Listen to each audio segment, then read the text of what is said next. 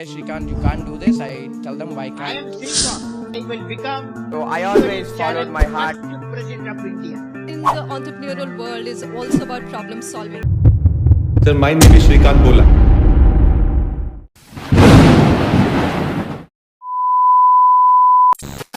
नमस्ते दोस्तों, आज हम बात करेंगे श्रीकांत बोला, एक सुपर हीरो की जो अपने ब्लाइंडनेस को अपनी ताकत बनाते हैं। एक गांव का लड़का जो साइंस पढ़ने के लिए लड़ाई लड़ता है और फिर दुनिया जीत लेता है। फिर सीन में आती है उनकी बोलेंट इंडस्ट्रीज जो इको फ्रेंडली प्रोडक्ट से दुनिया को बचा रही है और लगे हाथ डिसेबल लोगों को रोज़गार भी दे रही है। ये कहानी है एक रियल हीरो की। तो तैयार हो जाइए क्योंकि आज की राइड होगी फुल ऑफ इंस्पिरेशन और मोटिवेशन के तड़के के साथ। हिट दैट सब्सक्राइब बटन और चलो श्रीकांत के सफ़र पर।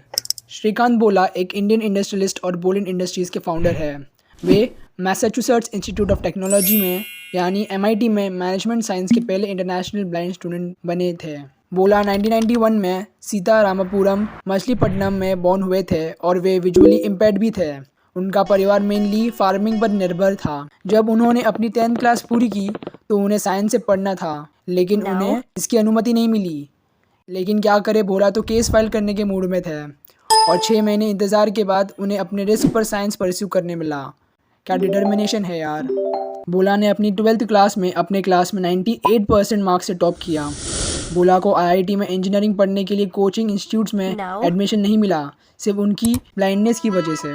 पर कुछ ना कुछ तो करना था ना, तो फिर उन्होंने मैसाचुसेट्स इंस्टीट्यूट ऑफ टेक्नोलॉजी यानी MIT में एडमिशन लिया, जहाँ वे पहले इंटरनेशनल ब्लाइंड स्टूडेंट थे। अब तो आप भी कहीं ना कहीं मान गए हो, कुछ तो खास बात है इस लड़के में। MIT के बाद उन्हें अमेरिका में बहुत से कॉर्पोरेट अपॉर्चुनिटीज़ भी दिए गए, लेकिन उन्हें भारत में आकर कुछ नई इनोवेशन करनी थी। उन्होंने 2005 से यूनियन लीडर के रूप में अपना काम शुरू किया और फिर lead India 2020 the second national youth movement के मेंबर बन गए। और पता है, ये मूवमेंट APJ अब्दुल कलाम ने स्टार्ट की थी। लगता है श्रीकांत को भी वही मिसाइल मैन वाली एनर्जी मिली है। लीड इंडिया 2020 ऐसी ऑर्गेनाइजेशन थी जो गरीबी, इलिटरेसी और अनएम्प्लॉयमेंट को ख़त्म करके भारत को 2020 तक डेवलप कंट्री बनाने के लक्ष्य को हासिल करने में मदद कर रही थी।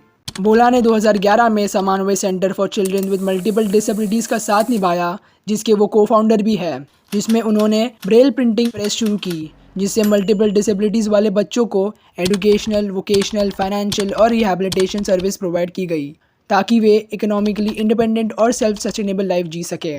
2012 में बोला ने बोलेंट इंडस्ट्री शुरू की, एकदम इको फ्रेंडली और सोशली रिस्पॉन्सिबल, जो एरेका बेस्ड प्रोडक्ट्स यानी पाम लीव्स और रिसाइकल पेपर का बनता है, जो कि कम्प्लीटली इको फ्रेंडली और डिस्पोजेबल प्रोडक्ट्स है और इससे कई सौ डिसेबल लोगों को एम्प्लॉयमेंट भी मिल रहा है। इनको रतन टाटा ने फंडिंग भी दी, जिसने आइसिंग ऑन केक की तरह काम किया। बोलेंट कंपनी ने एम्प्लॉयमेंट, इकोनॉमिक और एनवायरनमेंट के मिशन के मुद्दे को समेट कर काम किया।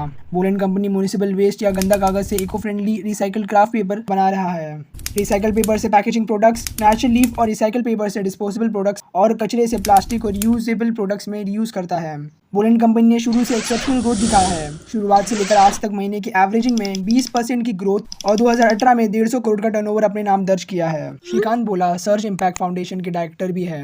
सितंबर 2016 में स्थापित की गई थी। इस फाउंडेशन का एम ये है कि 2030 तक भारत के इंडिविजुअल्स और इंस्टीट्यूशंस को सस्टेनेबल डेवलपमेंट गोल अचीव करने में सहायता प्रदान करनी है।